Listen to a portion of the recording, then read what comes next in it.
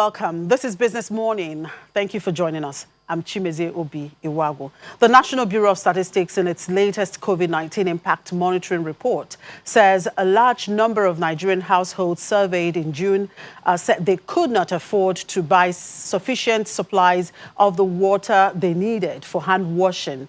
Frequent hand washing with soap is widely advised as a preventive measure against COVID-19. The report says despite high awareness of safety measures, almost a quarter of respondents do not have sufficient soap to wash their hands. The shortage of water for drinking and washing hands faced by households, according to the report, was primarily due either to a disruption in the supply or inability to access the source of water. It also added that a large share of households also reported that they could not afford to buy sufficient supplies of water. There's about 17% for drinking water and 28% for hand washing water. The COVID-19 Impact Monitoring Report is a monthly survey of a nationally representative sample of 1,950 households to monitor the economic impact of the pandemic and other shocks. The survey was launched in April 2020 with the support from the World Bank. And the Nigerian Civil Aviation Authority has asked airline operators to contact the Federal Airports Authority of Nigeria and the Nigerian Civil Aviation Authority on the status of any airport before selling tickets to passengers. The Director General of the NCAA, Captain Musinuhu, says a few operators had gone ahead to advertise flights to airports that were yet to be approved for operations. Meanwhile, a total of 8 airlines have got the NCAA's approval to restart operations. The airlines that have secured approval to resume operations are Aero Contractors, Air Peace, Arik Air, Asman Air, Dana Airlines, Ibom Air, Max Air, and Overland Airways Limited. And the latest figure released by the Organization of Petroleum Exporting Countries shows that Nigeria cut its oil output from 1.7 million barrels per day in April to 1.4 million barrels in June 2020. According to OPEC's monthly oil market report released on Tuesday, the reduction shows that the country is gradually complying with the output cut deal agreed in May by other members and allies of oil producers known as OPEC+. However, unofficial sources say Nigeria produced 1.5 million barrels of crude oil last month. Meanwhile, the OPEC report shows that additional voluntary production adjustments were made by top producers such as Saudi Arabia, the United Arab Emirates, and Kuwait in efforts made by the cartel to lift oil prices. And oil prices rose early today after a sharp drop in U.S. crude inventories, with the market waiting for more directions from a meeting later in the day on the future levels of production by OPEC and its allies. Brent crude futures were up 10 cents at $43 a barrel, and U.S. West Texas Intermediate crude futures rose 14 cents to $40.43 a barrel. In a sign of improving demand, despite the coronavirus pandemic, U.S. crude inventories fell by 8.3 million barrels in the week to July 10, beating analysts' expectations for a decline of 2.1 million barrels, according to data from industry group, the American Petroleum Institute. Official data from the U.S. Department of Energy Information Administration is due out later today. On supply, the market will be closely watching the Joint Ministerial Monitoring Committee of the Organization of the Petroleum Exporting Countries later today. Our key members of OPEC and allies, including Russia, a group known as OPEC+, are set to decide whether to extend output cuts of 9.7 million barrels per day that end in July or ease them to 7.7 million barrels per day. In June, OPEC and its allies delivered compliance of 107% with their agreed oil output cuts, and OPEC Plus said, according to that report. Now, meanwhile, OPEC is saying in its monthly report that global oil demand would soar by a record 7 million barrels per day in 2021 as the global economy recovers from the coronavirus pandemic, although it would stay below 2019 levels.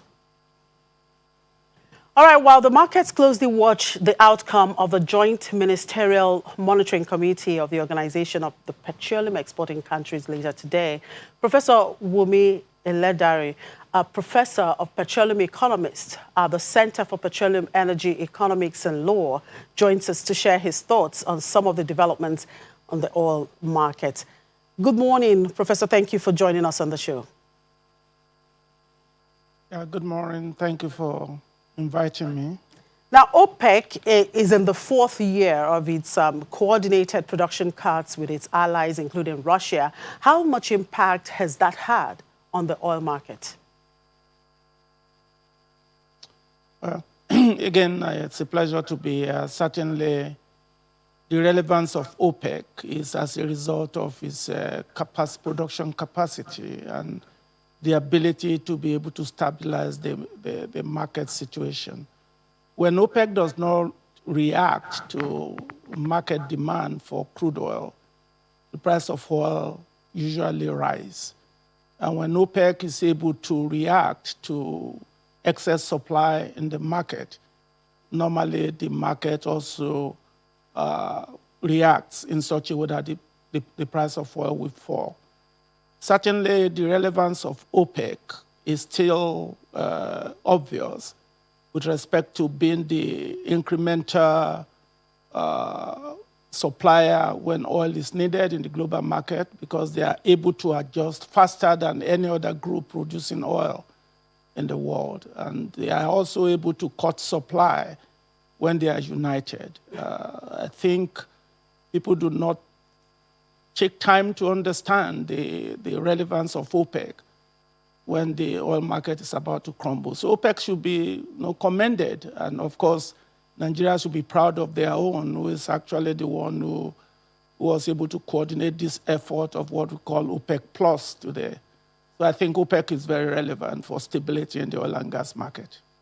Now, what direction do you see today's meeting taking, given the rising cases of the coronavirus under the existing supply cut agreement? OPEC Plus is to taper its record production cuts to of 9.7 million barrels per day to 7.7 million barrels per day from August through December. Well, I think I'm so confident because OPEC has a very dynamic research team in their petroleum and energy studies group that, unlike the past when they depend on analysis of the consumer nations, OPEC has risen to the occasion to have a capable research team to be able to make good forecasts. Now, getting the other OPEC members, apart from Saudi Arabia and Russia, who are the key drivers, to come to terms with the reality that technical production is not the same thing as marketed production.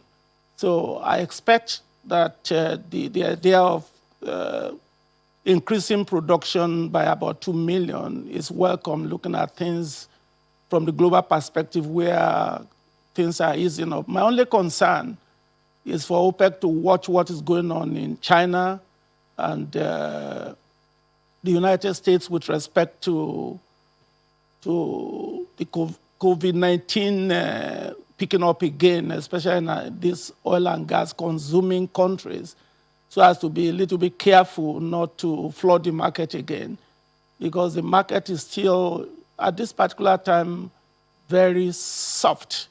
I don't think going from 10 million to 8 million is what OPEC needs to do quickly. They need to be a little bit conservative and not just flood the market again, because the economic growth is not necessarily as predicted right now, because the impact of COVID is still very stochastic and a lot of uncertainty is riddled in it. But I'm confident that OPEC is more prepared now than years before to be able to understand the market dynamics. Now, whichever way this meeting ends today, either an extension or a cut, what would be the implications for the oil market? No, I think you've seen the market reacting. Basically, if OPEC keeps the cut for the next end of the month and wait till August 1, I think the price of oil will peak a little bit before stabilizing. But if the agreement is to flood the market with instead of cutting 10 million, they now decide to cut 8 million. The market will wait a little bit to see if the inventory is picking up. And once the inventory is high, the price of oil will begin to come. Actually, I foresee a situation in which OPEC will be a little bit on the safe side, not to flood the market, but to at least continue a gradual cutting of increasing production in the market rather than a drastic cut at the same time. I would suggest OPEC spread it and make sure they have an observation. But the key to being able to stabilize the oil price is to make sure that the countries that are not abiding by the agreement are persuaded enough to know the implication. And of course, I'm not surprised that Nigeria is keen in abiding. At least it's about optics. The man leading the charge, if you permit me to say it, is a Nigerian, a respectable Nigerian. And cooperating with him is an important aspect to get others to cooperate. So Nigeria has to do whatever they can to make sure that they abide by this OPEC Plus arrangement, because that sends a good signal to other members to support back into His Excellency on this idea of OPEC Plus agreement, which is actually commendable. Because they actually control about 90% of global oil reserves and about 50% of oil production. So we need to actually commend the Secretary General for being able to guide this OPEC Plus strategy.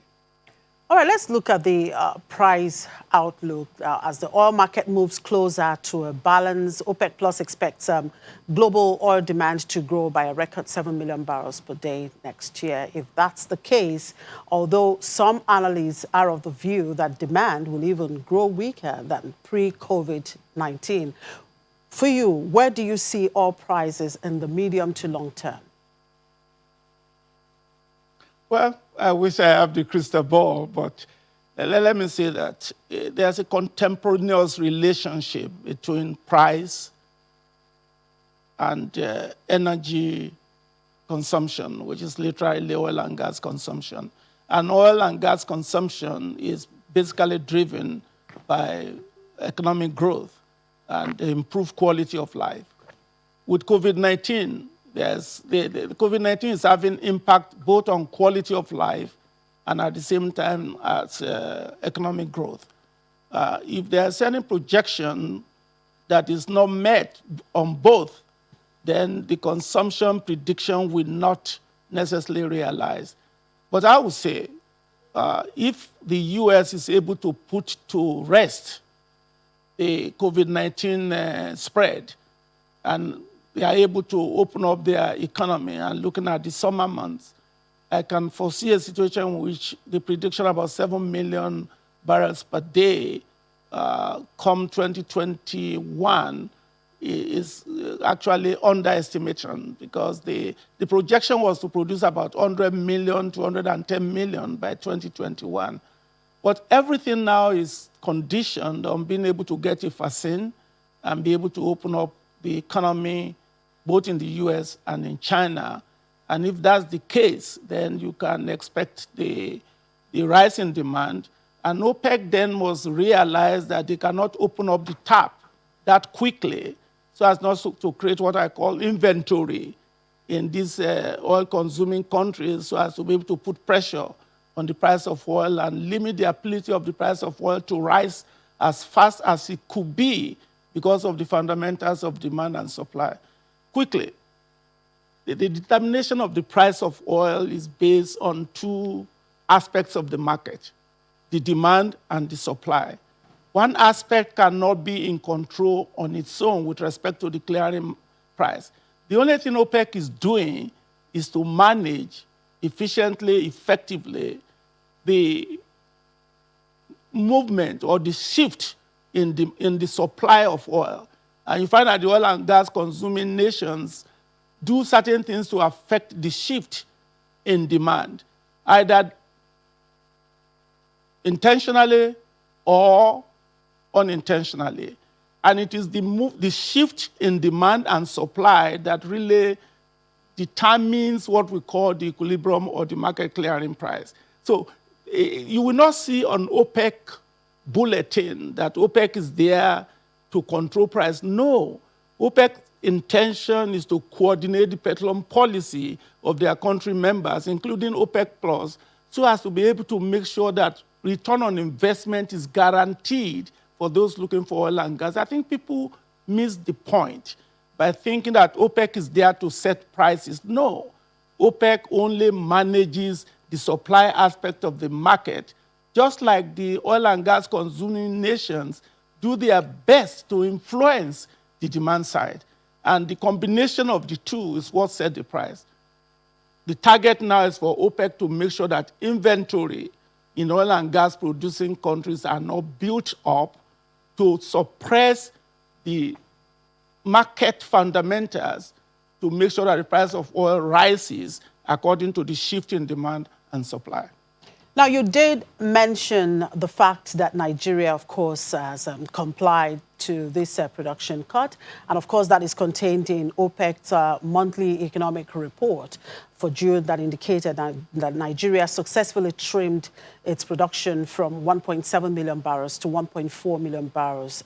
Now, if this production cut continues for the rest of the year, what would that mean for the country, considering the fact that Nigeria depend on oil revenue for its major foreign exchange revenue?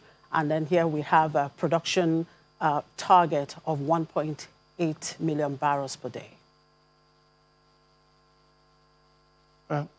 Thank you very much again. It's a very valid question. And of course, it's a catch-22. But it's one thing to produce a lot of oil. It's another thing to be able to sell it. So it is actually in the interest of Nigeria to produce at a level in which the price of oil can actually give them more revenue. Because if you produce a lot and flood the market, the price of oil will fall. And you may not get as much revenue from a bigger volume as you will have gotten if you have produced appropriate volume that keep the price of oil at a level in which you are going to benefit. Again, let me quickly say, and I hope it is relevant, if you look at Saudi Arabia, they depend about 80% on their foreign exchange earning for oil. But 50% of their GDP is accounted for by oil and gas sector. Come to Nigeria. We depend 80 to 90% on now the same foreign exchange earnings, but oil and gas accounts for less than 10% of our GDP. So I will really encourage Nigeria to begin to think of not depending on oil for revenue, but find a way to use oil to expand the economic landscape so that activity base will be increased, the tax base will be increased, and more money will be obtained through taxation and levies rather than what you sell. Having said that, I also think it's in Nigerian interest to develop policies that expand the economy, not just for revenue. That we can discuss on another date. For now, it is in the interest of Nigeria to abide by OPEC Plus agreement. And life could not be as worse as it has been for the past how many years because of the collapse in the oil and gas market. Abiding by the rule of law of OPEC Plus adds more value than disobeying it. More so when the leader of that group is a Nigerian. All right, thank you very much, Professor, for your time. Well, let's just hope we get it right, and we'll watch out to see what OPEC Plus meeting will turn out to be today. Thank you for your time. Professor Wumi Ile-Dare, Professor of Petroleum Economist at the Center for Petroleum Energy Economics and Law. We'll take a quick break now, and when we come back, we'll look at supply chain and logistics management in the midst of COVID-19. To stay with us. Well, recent COVID-19 had plunged the world into broken supply chain, which Nigeria is not an exemption. Many manufacturers and service providers in the country are already experiencing severe shortage of essential and non-essential raw materials, including medical and pharmaceuticals products, in addition to immediate inputs. Now, this has implications for capacity utilization, employment generation, and retention and adequacy of product supply to the domestic market. But are there lessons to learn from this experience? What should policymakers be ready to put in place or do away with post-COVID-19? And what is the importance of supply chain and logistics management in dealing with COVID-19? These are some of the questions Mr. Baba Yusuf, the Group Chief Executive Officer of Global Investment and Trade Company, will be answering. Thank you very much for joining us on the show, Mr. Yusuf. Thank you, Jimmy. So tell me, how important is the supply chain and logistics to the management of COVID-19? How much of an impact, would you say that COVID-19 has had on supply chain management so far? Thank you. Well, to start with, logistics is the driver of the entire value chain, global value chain, whether it is healthcare or tourism, tourism, the entire economic value chain. For you to come to work today, it's about logistics. As we are speaking to the viewers today, it's about logistics. So pre-COVID-19, logistics was in the background and you couldn't see the impact as much as what we are seeing today. During the outbreak in China, we saw how paradoxically logistics also became the medium of transmission, of COVID-19 by people traveling from one place to another. And that is why the restrictions of movement was imposed globally to control and contain the pandemic, which also now became an issue with the serious paralysis of the global economy as we see. Right. Okay, I'm sure you listened to the report I read out on that MBS COVID-19 impact monitoring report, for June, talking about the fact that households are saying that they do not have a sufficient supplies of water and soap. How do you tie it with this supply chain? Can you connect this report with what we're talking about now? The MBS noted that the shortage of water for drinking and washing hands faced by households was primarily due either to a disruption in the supply or inability to access the source of water. We take it from two perspectives in this particular case. All right, the supply chain is both domestic and then you look at it from the international perspective.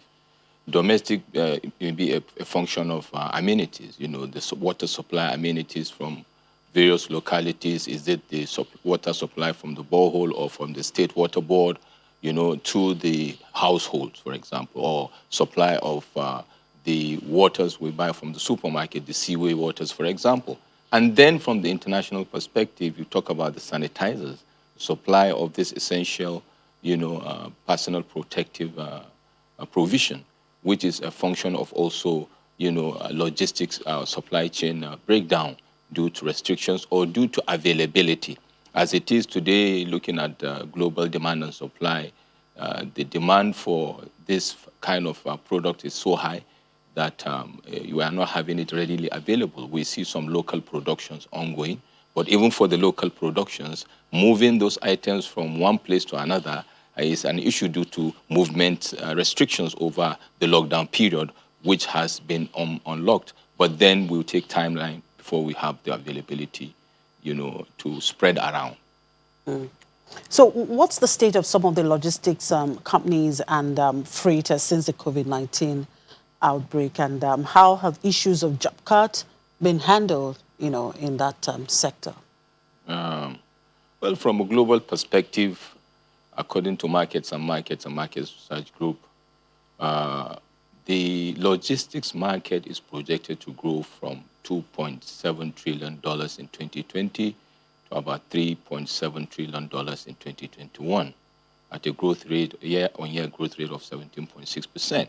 However, In 2021, the number is expected to be lower by 10 to 15%, when compared to pre-COVID-19.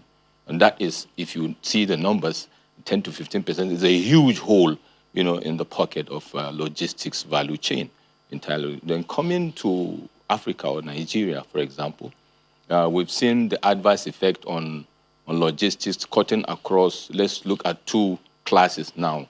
The sectors, i.e. maritime, aviation, road, and then across the market segments, you talk about FCMG, fast-moving consumer goods, agriculture, healthcare, tourism and hospitality, and all across the value chain. And that is why we are having a lot of job cuts, and cargoes are not coming in for over 4 months, from the biggest exporter of goods today in the world, which is China, coming to Africa and Nigeria. And that has significantly impacted in the entire value chain. Okay, now that we're seeing some kind of partial resumption of aviation activities, what likely to change, and what are the precautionary, measures to apply for sustainability of operations? We've seen some initial steps taken for quick wins by the government. The President Muhammad Buhari has set up a panel, a committee headed by the Vice President, Economic Sustainability Group, to come up with a plan.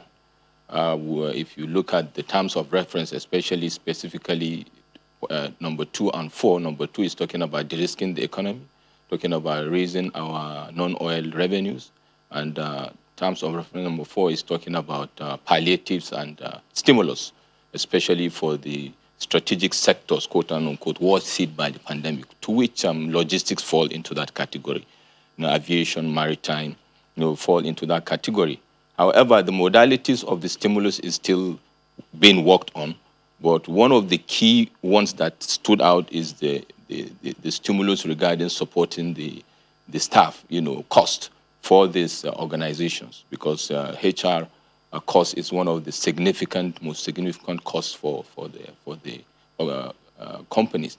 But more importantly, from the public and private sector going forward, looking at short to long term, if you look at the public sector and what the Vice President is doing now, my advice is that the entire multimodal transport system in Nigeria, needs to be looked at going forward to have the best and the worst case scenario in place.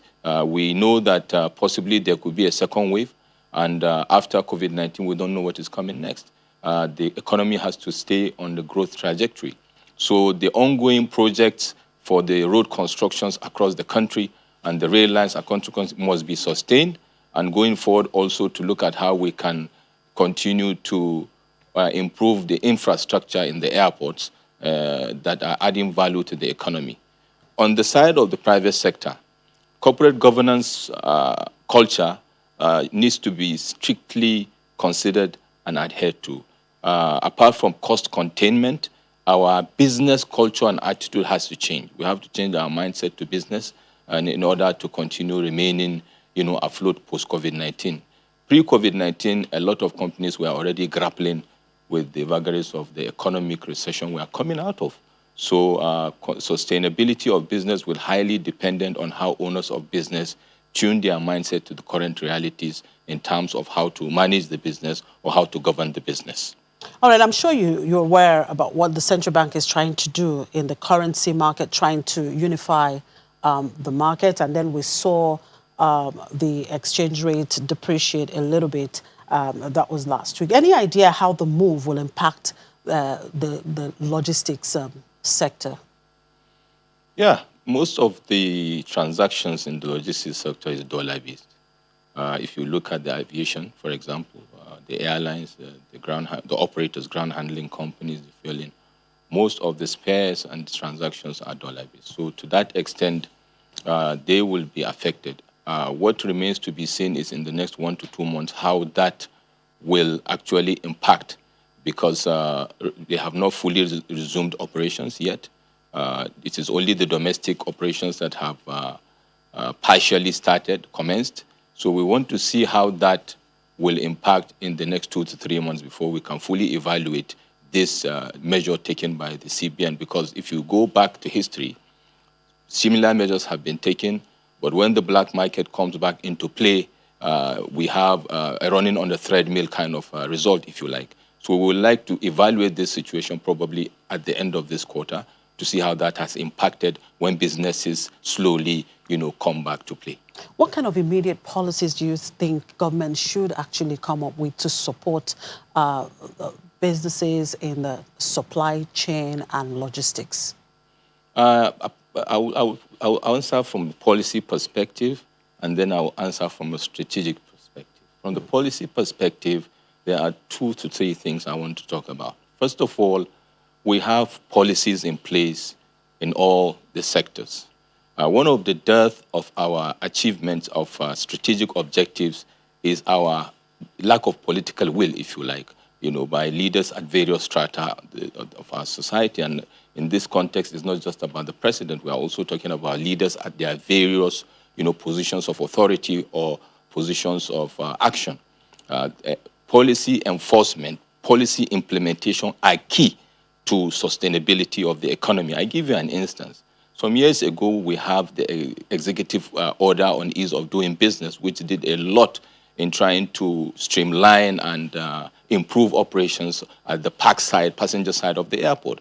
Interestingly, we've not seen that traction on the cargo side of the airport, which is a huge mainstay for our economy. The players, the operators, and the regulators need to do a lot, in terms of enforcing or implementing policies and regulations. Regarding new policies as well, we have policies that are antiquated that need to be reviewed. We expect that going forward that there should be what is called a policy coherence, policy in agriculture, logistics, aviation, to synchronize and streamline to target the economic diversification agenda so that we will not have the situation we have, for example, the single window policy, ease of doing business at the airport, where you see operators working at cross purposes, agencies of government working at cross purposes to achieve the same objective. I think policy coherence will do that. From a strategic perspective, the ongoing projects for the road, fantastic. Railways, wonderful. But the game changer for Nigeria to remain a regional force in the scheme of things in Africa and West Africa is to start seeing, because of the long-term nature of those projects, to inculcate in the strategy going forward, mid to long term, the immediate resumption of design and master planning of the 4th Mainland Bridge, Lagos, of the Lekki International Airport, and possibly a deep sea port around Ondo conversation that we're hearing about. Otherwise, we will not be competitive, we will be transactional, but we will not change the game. All right. Thank you very much, Mr. Yusuf, for your time. Thank you. Baba Yusuf is the group CEO of Global Investment and Trade Company.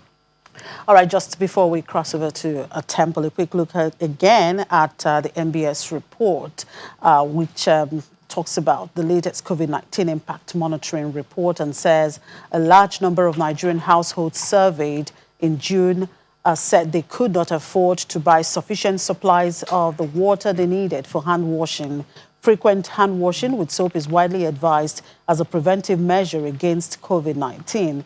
The report says despite high awareness of safety measures, almost a quarter of respondents do not have sufficient soap to wash their hands.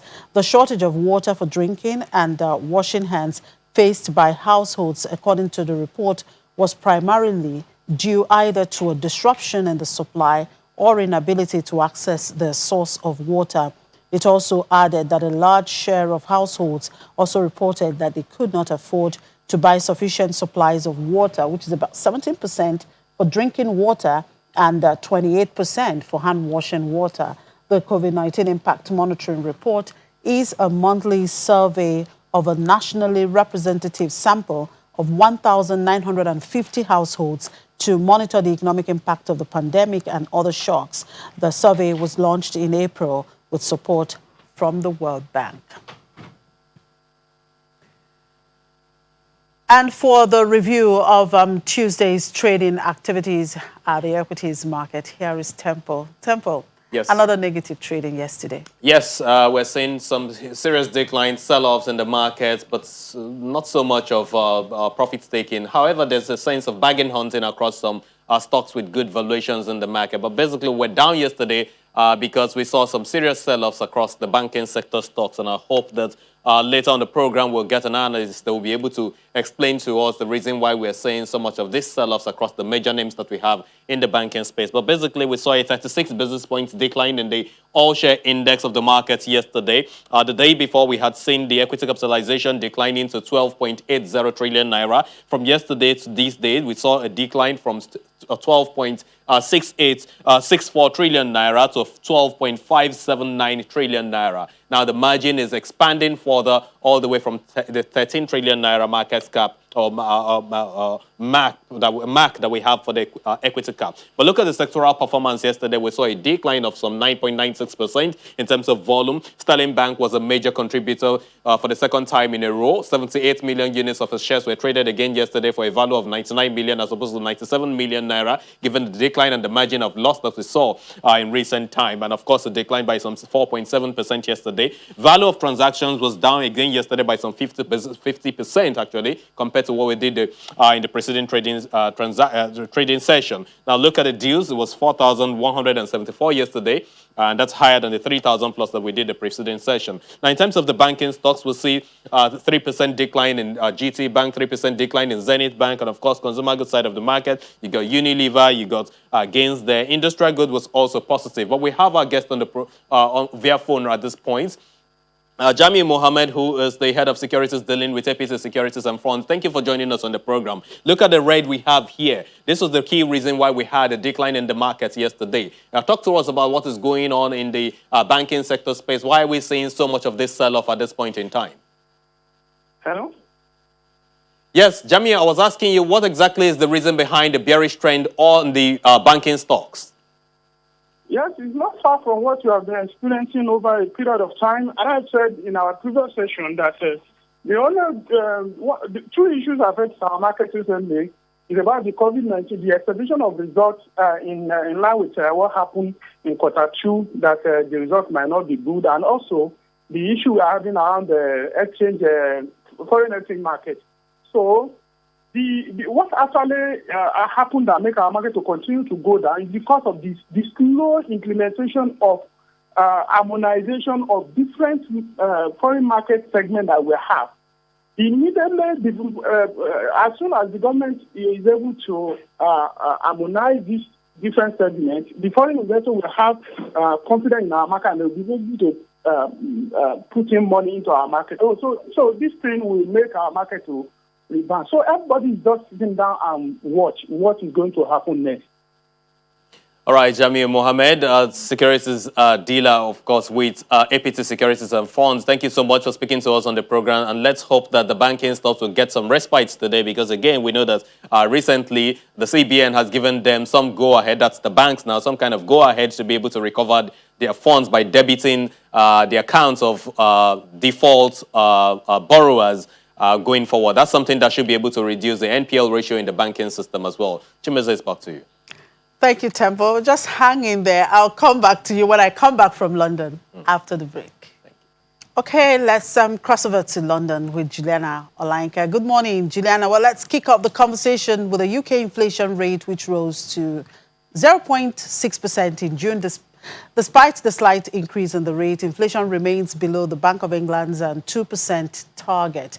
Now, how are the markets digesting this data, and what are the major drivers of the June inflation? Good morning, Chimeze. Yes, another day, another set of figures coming out of the British economy. Today marks the day for inflation. As you said, it rose to 0.6% from 0.5% in May. That inflation figure in May was actually a 4-year low. And this has actually beat economists' expectations. They expected it to actually drop to about 0.4, which is one of the reasons why the FTSE opened firmly in positive territory this morning, up by about 59 points. One of the major drivers is actually clothing. Clothing at the moment is pretty much stayed the same over the past 6 weeks. Typically at this time of the year, you would expect it to be sales, but of course, sales have started much earlier because of the COVID-19 pandemic. And a lot of these high street stores clearly had to close all of their doors. So that's a good thing. Another major driver in inflation is computer sales. Computer sales have been one of the best selling consumer products here in the UK. Lots of people, lots of middle-aged men spending time at home playing on their computer games whilst they're being furloughed. So that's interesting. If we have a look at core inflation data, so this is the inflation that doesn't take into account lots of the volatile products such as alcohol, tobacco and petrol. It's actually at 1.4. It rose from 1.2, so still way below the Bank of England's targets, which has led many to believe the Bank of England won't be rethinking their stimulus package because clearly the British economy needs it. EY Item Club, they've been commenting on these inflation figures, and they do expect there to be a steady increase, not just this year, but to the end of 2021, which is when we're likely to see inflation at that 2% Bank of England target figure. And a report by the Office for Budget Responsibility that highlighted how the growing deficit in government spending was likely to exceed £350 billion this year has given rise to a call for a wide-ranging review of capital gains tax. What would be the implication of this, particularly for the wealthy? Well, the implication is that they'd have to give out more money to the Treasury, which is, of course, what the majority of the super rich don't want to do and isn't something that the Tories would like to impose on their stronghold. But, of course, the Chancellor has been spending billions upon billions of money. You mentioned that £350 billion figure, which the Office for Budget Responsibility mentioned yesterday. At the moment, they also think that the Chancellor has already spent £192 billion. Last month, they said the price was about £132 billion. So clearly this money has to come from somewhere when it comes to clawing back. And so now the Treasury have started to look at capital gains tax. Capital gains tax is a levy that's put on the price of anything that's sold that is increased significantly in value. So this is profit made from people selling homes, from selling shares, second homes, personal possessions, etc., etc. Chancellor Rishi Sunak will be speaking to one of the government's council committees later today. But it was the Times that first reported this story. And according to a government spokesperson or a source within the Treasury, they are not looking to increase the capital gains tax. Apparently, they're just looking to review it. But of course, people are putting two and two together. And there's already been lots of whisperings around Downing Street and beyond about there being a tax increase very, very soon. It's worth pointing out, Chimmy, that today a value-added tax in the hospitality sector has been decreased. It was at 20%. It's now 5%. I went and got a coffee this morning and it was 10 pence cheaper. So all of these measures that Rishi Sunak has been trying to, shove into the economy to keep it ticking over will have to be paid back at some point, and capital gains tax could potentially be the first victim. All right, let's look at Huawei's ordeal. China's ambassador to the UK has called Britain's decision to ban the telecom giant from its 5G network disappointing and wrong. But what does this ban mean for you? Well, what it means for Britain is that it could take much longer for us to get 5G network. It could take 2 to 3 years. That's according to Oliver Dowden, the Digital Cultural Secretary, who delivered the statement on behalf of the government yesterday with that pretty dramatic U-turn on Huawei's involvement in Britain's 5G network infrastructure. Already there are some mobile networks that have been conducting talks with Huawei. In fact, they've already put some of their infrastructure into their telecom networks. We heard from BT Chief Exec Philip Jansen earlier this week saying it would take years and there could potentially be blackouts if they were forced to take it out. They have been forced to take it out, but they said 5 years. The British government have given 7 years. So by 2027, this infrastructure will need to be pulled out of any UK telecoms giant. We're also expecting perhaps there to be a rise in some of our mobile phone charge costs. The government say it will cost about £2 billion for this U-turn. Again, they've got to get this money from somewhere. Huawei UK, in a statement they released yesterday, said it will be the UK mobile customer that has to pay for this. And generally, just the slow access to the internet. Already there have been issues in the north of the country, in some areas that are a little bit remote. During Boris Johnson's campaign to become Prime Minister, he did say that there would be a levelling up and that there will be more infrastructure, more digital infrastructure given to the north of the country and the north of Britain. That's unlikely to be the case now. Oliver Dowden was pretty clear in his statement yesterday that there will be consequences for every constituency, but only in the short term, that Britain's national security and the security in developing its own digital infrastructure is at the heart of this decision. So yes, to answer your question in short, it seems like we will be paying more for our mobile phone bills in the near future. All right, thank you, Juliana. We look forward for more update from you later in the day. Thank you. And back to you, Temple. Yes, Chimeze, thank you so much. Let's look at the NASD OTC. This is the unlisted security side of the market. This is one market that folks move away from, move to actually when they move away from equity space because of the sell down that we're seeing there. And look at the volume of transaction that has been transpiring on this side of the market. First of all, yesterday was up some 0.41%.